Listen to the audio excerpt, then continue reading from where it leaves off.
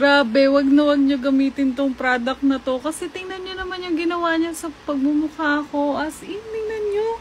Para kung ahas na nagbabalat, ganyan katindi. Ano yan, palit na ba ng mukha? Nako mga B, kung gusto mo kuminis yung mukha mo mag-exfoliate, wag na wag mo to gagamitin tong Rick Skin Glow Balm kasi talagang hindi ka magsisisi. Worth it talaga yung 300 pesos. Eto yung day 1 ko, o diba? Tingnan mo naman. O diba 300 pesos lang tong Rick Skin Glow Balm. Isang set na siya. Good for 1 month. Dahil ko pa yung nagpa-derma. To sobrang affordable. Kailangan mo lang na masipag ka mag-apply.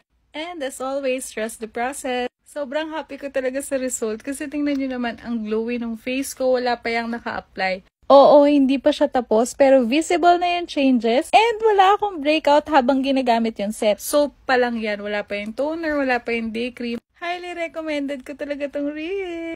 Pati yung mga blackheads ko, ayan o, natatanggal siya kapag